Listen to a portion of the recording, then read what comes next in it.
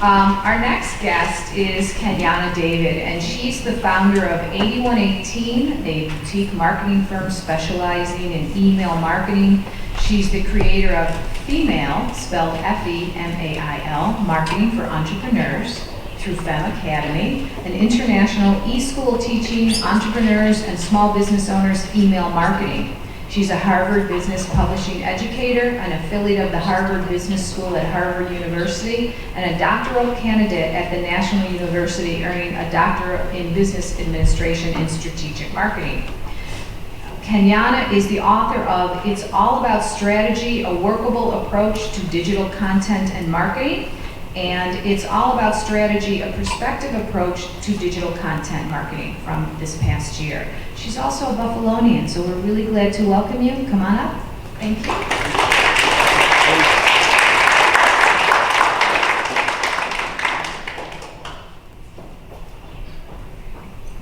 Thank you. My heart is so full to share space with writers and authors and entrepreneurs. Can you hear me well? Okay, good. So I want to, before we get into authorpreneurship, I want to get into how I got to this place as an author. So my first book, I published it 4 years ago, and at that time I was an adjunct professor at Madai, and I was also traveling around as a guest professor at some of the colleges here. And at that time I wanted to create and package up some content for my students, and then also to have several conversations at one time, and that looked like a book form for me. So I did it as a self-publisher. I created everything right in Canva, from my cover to the interior design. I published through KDP, and I did it in about two weeks or so. The first one had some workbook pages that would allow for whomever was reading the book to practice some of the things that they thought made sense for them, and then also to play around with some things that didn't quite make sense, but they wanted to see how it goes. So with that, the first year I used it in the classroom, and then I also did some workshops and did some conferences. I did a lot of work from that book. The second book was a perspective approach. There were not any work pages in that book, but I wanted to position the content where it was just examples, there were definitions, and that was my way of repurposing the first book because it had been so long. At that point, it had been about 3 years, and I'm thinking, I need to put out something else, but this was all based on the work that I was already doing. So that gets into what I want to talk about with you. So authorpreneurship, is really a thought, a mindset about how you're going to strategically position your book now and later. So with that, if you're self-publishing, if you haven't yet published, if you're published by a publisher, really thinking about what does this book look like 6 months from now, a year from now, 2 years from now, and what else can I do with it? So while you're thinking about the marketing aspect, even the accounting aspect, depending on how you are selling your book, you may be paying taxes on it directly, or you have it attached to an organization or a company. You're thinking about those things, but at the baseline, how are you going to manage your writing career? Is this a long time thing for you? Is this a one-off? And even if it is a one-off, how long is that one-off? How long is that experience for you, and what do you want to do with it moving? So when you are thinking about it, and even if you have work published now, you can always go back and revitalize something with new ideas, new audience even.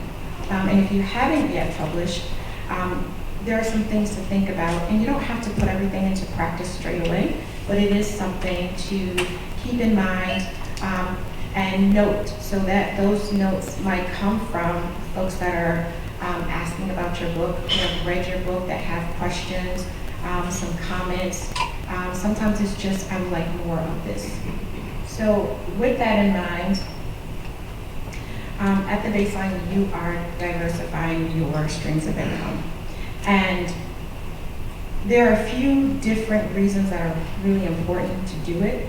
When it comes to financial stability, one of the things is book sales itself, they can be unpredictable, right? You can start off, you're moving fast and then it slows down, or you can start off really slow and it picks up, or it can be steady, but it can be unpredictable depending on your topic, depending on when you release it.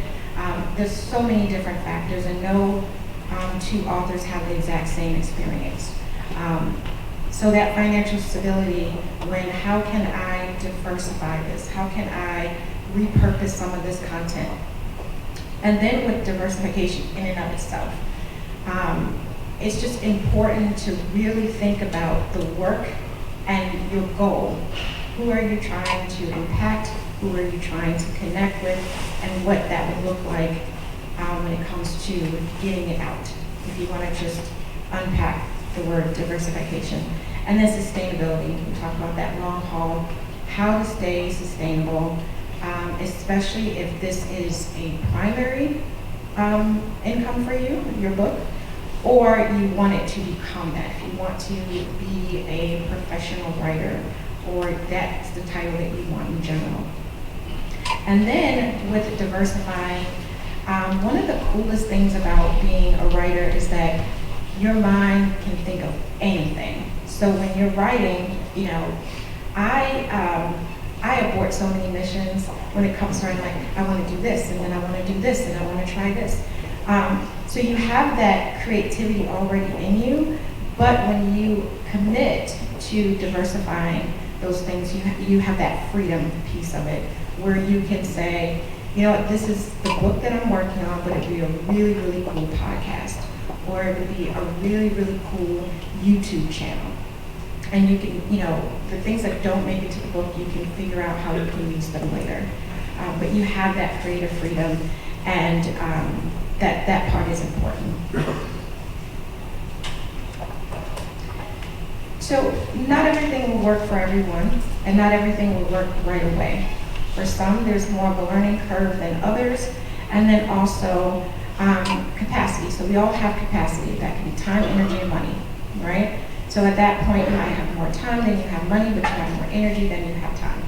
So with that in mind, these are potential ways you can take what you need, leave what you don't, save some for later. But book sales will probably be your primary focus. You want to sell the book, you want to get it out to everyone that are your intended market. But when you start to think about, okay, you have the book out, what else can I do? And merchandise could be t-shirts or something tangible, but you can think about bags, like the bags that are out front, where folks can put your book in, and as well as other things. You can think about creating a shop even of things that are spin-off. If you're writing fiction, you can align it with a character, you can align it with a city, you can align it with, if it's nonfiction, like I was nonfiction, then that look like notepads and post-it notes and ink pens and things that people are already enthusiastic and excited about your work, and now you have merchandise. And some of that can be part of your packaging. You have some free things like some bookmarks maybe, but you can always have a brochure in there of, your favorite character is so-and-so. You can also purchase a t-shirt with that. So that's something to think about, and that doesn't have to come straight away. That can come at the height of your sales. It also can come when they start to dwindle and get people re-engaged and excited again. That can be speaking engagements, and that can be fiction or nonfiction. With nonfiction, there are so many conferences and summits, and they're online and they're in person. You can also create workshops that will give you an opportunity to deeper dive into some of the content. So however your book is written, there are going to be pieces that you really could go down a whole black hole with, just because it's so good. It's so good to you and it's so good to someone else. So you can take advantage of that with speaking engagements, and they can be as small or as big as you can stand. But that's something to think about. And with some speaking engagements, they'll give you an opportunity to have back of the room sales, or a link or a QR code or something for folks to buy your book. But speaking engagements also puts you in a position to really explain your work and really market, not sales, but market what you're doing and what you're talking about. Especially if you're doing something like nonfiction where there are concepts or definitions or ideas that might be new, you get an opportunity to really unpack it and make it make sense for them. Classes or courses are always a good thing. With classes are broken down into lessons, so it is not as heavy, but courses are broken down into classes that are later broken down into lessons. So if you can stand to create a 6 module, 6 classes within a course, if you have that much content, you can do that, or you can start with classes and just play them out and see how it goes, see what folks want more of, or what went well and what didn't. Adaptations, you can always adapt your book into something else. So we all have neurodiversity, right, in our audiences. So you can have the text version of your book, but you can also have a podcast or an audio version of your book. You can have visual components of your book, depending on what you're talking about.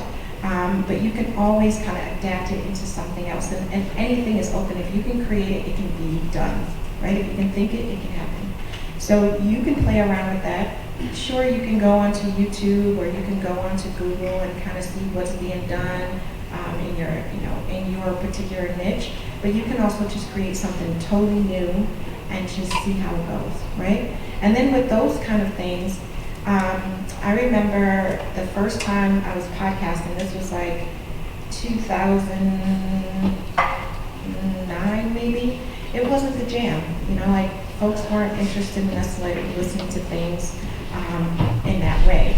But now it's time to circle back and say, I kind of liked it, and now more folks are listening to it. So you can always go backwards. You can always revisit things, but give it some good time. Like, don't abort mission after like 2 weeks and you haven't got a sale, or you haven't got, you haven't generated enough buzz about it. Give it a few months and then do your analysis about what was done and what wasn't done, and assess your capacity at the time, what you had more of. If you had more money and you were paying for ads and things didn't go a certain way, maybe it just needs to be loved on a little bit energy, a little bit of time. So you have to revisit that. And then also with translations, that's a really cool opportunity too, especially with all the tools that we have, and that can be with a traditional publisher or just yourself. You can always kind of tap into that because now you have access to everybody. So I've been playing around with that. I'll report back on how it goes. But with the Academy came out of the first book because I started to niche down to email marketing, and it was a very small part of the first book. But when my business niched down, it was an opportunity to create a space for folks to learn about that one thing, because I really had a lot to say, it just didn't have a lot of pages to put it in. So when I did that, the Academy actually did better than the book sales. So now the Academy is here in the US, Canada, Venezuela, and Kenya, but it's time for me now to think about if it goes into other places, how will I translate that content? How will I meet folks where they are? So you can always think about, even in the long run, right? What can you do, where you can do it, how you can do it, and that's when you can start to tap into your support systems or create them. Online presence, of course, being in the forefront. How you choose is totally your jam. I'm not going to say it should be email. I'm going to lean toward that. That's why I said it first. But it could be, social media, but that doesn't mean every platform. How you choose to be online, how you choose to show up, what's your authentic energy with that. But it does cast the net wide. So that's not to say that if you are on Facebook that your visibility and reach is better than somebody on LinkedIn. It really depends on your audience. You have to do your research with that. But choosing your jam, choosing where you want to show up, and committing to that, that helps. And then, you know, engaging with your audience. Like, you are an author. It's okay to author some social media posts or some emails or some things to have that conversation. Keep having the conversation. It gives you an opportunity to build your brand. Whatever that brand you're committed to, you know, when it comes to your book. For me, that was nonfiction, that was focused on curriculum. So my work in real life is building curriculum for the academy and for my company. So it's the same with my book. It's built in a way to educate, right? So choosing how you want to build your brand, and that will choose the platforms that you want to commit to. And then even if you're non-committal, that's okay too. You can always, you know, move around and see what works for you. It's a way to market and promote, and those are two different things. And then to generate income. So depending on how you set it up, you can always bring folks back to your website, you can bring them back to your Amazon, you can bring them back to an event that you are going to have your book. If you are speaking at conferences or you know, any kind of group setting, you can bring folks to that. But it gives you an opportunity to say, here I am, and meet folks and love on them in person, and then give them an opportunity to buy your book. So I mentioned social media, email, and podcasting. Blogging is really, really helpful, especially when it comes to networking and collaboration, which we'll get to in a moment. But with a book, it's really long-form content, right? So you're already creating a substantial amount of content.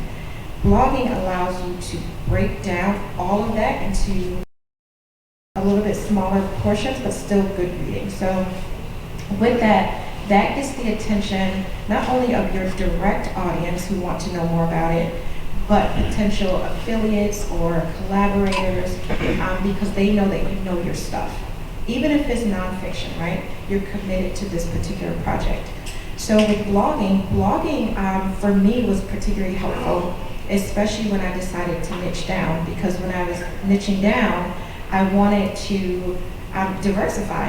And for the most part, I wanted folks to know that, yes, digital marketing is something I'm interested in, but I really commit to email marketing. And that commitment looks like me going to conferences or summits or journals, and my focus is ahead. So with that, I was able to blog. And blogging allowed me to create a couple thousand words to position myself as an expert, which got the attention of the email marketing platform. So my first partnership was with Active Campaign, because they were like, okay, you know enough to line up with us, to align with what we're already doing. And that may look different, of course, for you, but it's an opportunity to let someone know how much you know, and then how can we connect, how can we collaborate, how can we work together. So for me, blogging and podcasting works the same. You know, you're putting your content out and you're saying, this is my jam. This is what I know. I know what I know, and I want to talk about it, and I can talk about it all day and all night. And folks appreciate that, whether they want to buy your book or work with you in some other way. So the networking and collaboration is really it's really important, because at the baseline, that's how you are marketing your book, even if you don't have it on hand. You are always in an opportunity when you're networking to talk about it. And not a hard sell in a sense of, buy my book, I have one in my car. But more like, I like to talk about this thing, you know, or I know something about this and I talked about it in my book. You know, you can do a very, very soft marketing of your stuff. But with networking and collaboration, you never really know who you're talking to, right? So folks are talking to me, say, about digital marketing, and they automatically start talking about social media. But through that conversation, we're exchanging knowledge, and I'm talking about email, which the third book is about email, because now there's some space for that. But when you're networking and you're collaborating, you're always in position of having that opportunity to exchange some knowledge, see if you can work together, and if so, what does that look like? There might be some opportunities to do some work and cross-promote together. If they have a podcast and you have a book, maybe you can be a guest. Maybe you guys can create a completely different type of podcast. So there's so many ways to cross-promote with your book. And if you have a plan, even if it's a loose plan or loose strategy, then you can start to identify opportunities. So, making some time to really just pencil out what you'd like to see over time with this book and get excited about it. Like all the hype that you have when it comes to writing the book and finding ideas, keep that same energy when you're thinking about how to market, and put it on paper and say, you know what, this isn't practical right now to do this, but I can do this, and maybe with some more resources I can do that. Or podcasting isn't really my jam. I don't really want to do that, but I would be a guest. Like I don't mind being on a show for 10-15 minutes, but I don't want to commit to longer than that. So then when someone's talking about having a podcast and they're talking about something that's lined up with what you do, you can say, hey, let's do something together, right? Let's see how this would work. Or sometimes they just come to you and just say, this is what I have going on, and I would love for you to be a part of it. Also with diverse perspectives. So with my first book, it was a workbook. There was some content in there, but it was a workbook, and with some of the questions and the different ways people understood digital marketing allowed me to put that in the second book and meet them where they were. And those folks keep their name, keep their email address. If you know them personally, when you get an opportunity to diversify in a way that you think they'd appreciate and they want to take advantage of, reach out and say, we had a conversation about that you are an audio learner, and I'm going to be on a podcast.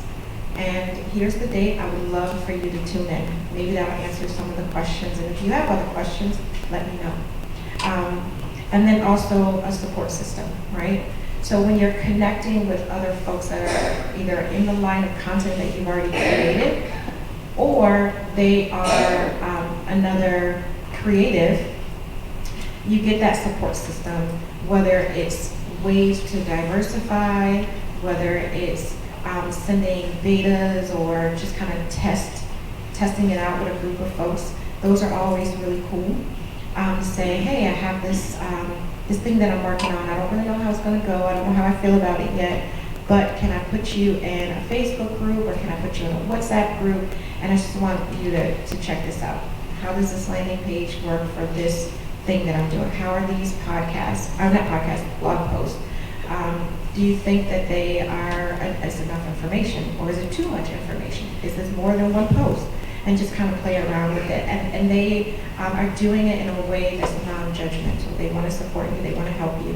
And then you just, that reciprocity is necessary too for when they do it. Okay. So with that, these are some opportunities. I kind of mentioned some of them, but these are some things to think about. And use your imagination. Whatever you think can happen, it probably can, by yourself, if not with others. So with that, here's my email.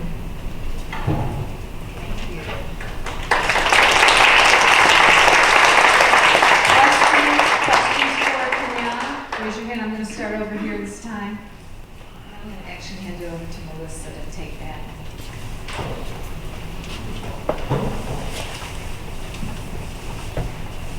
Hi, thank you so much.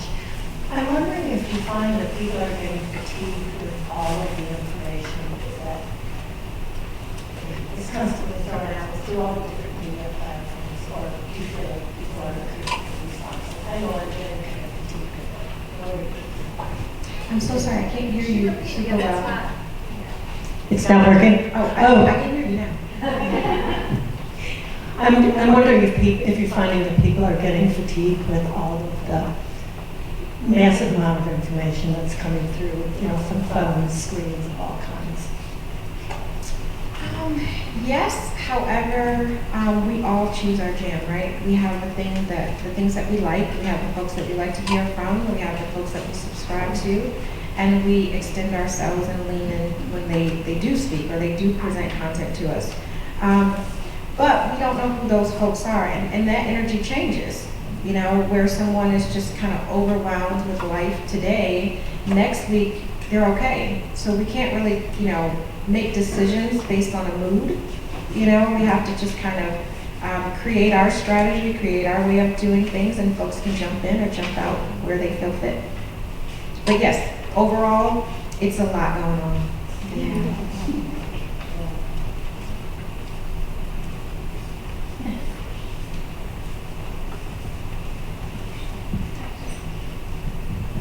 You mentioned podcasts, but where are these podcasts at? Do you go to like Spotify or iTunes or Apple, or how do you get them placed on a platform that somebody can access them? So all of the above. So you could sign up for something like, I just read that Anchor is not a thing anymore, but you can always just Google Anchor alternatives. And then you can upload. My first podcast was on Blog Talk Radio. And it was a platform that you can create a show, and you can even be prime time if you wanted to be extra. But you can upload your content. It has a dashboard. You can add songs. You can do all those things, and you link people to your page. Now things are so much easier because once you choose a base that you want, something like Anchor or Blog Talk, you can add to Spotify, Google Play, Apple Play, and you can do all those things. Some of them have it built in. So it's just a matter of finding where you want to upload your podcast.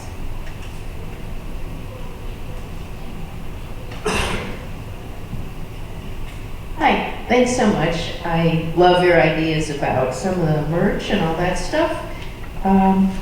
You mentioned breaking down a niche for you as an expert. For me, it's not so much expert on content, but just on a kind of a world view and illustrations and so on. How would you blog and something like that? So there's a few ways, and I shared my grapes, and we ate grapes together this morning. So yes, I hope you do all the things. So you can always just repurpose your content. If you have an illustration, you can dedicate a post, and a blog, an email, anything to maybe the behind the scenes of who created it and why, and what it's connected to, and where did the idea come from. You can do a lot of different things because when someone sees an image, everyone has a different take on what happened, and you get an opportunity to clear it up, and say, this illustration was created by so-and-so, who's from so-and-so, and this is part of a piece in the book that talks about this. So you can just, always be thinking about questions that folks will have about your content. And it can be the simplest question like, what does this mean? Or, how does this make sense for this? And then you answer those questions in your content, in your spin-off content. Okay. Yeah, just more of a breakdown about the specific images, whatnot. Yeah, you can do that, and then you probably have at least a few dozen. And then you can always, as people ask questions, you got new content. So somebody's question could be, a one-liner that you reply to, and then it could be, you have to really unpack it to make it make sense. So now you have more content. Thank you. Two quick questions.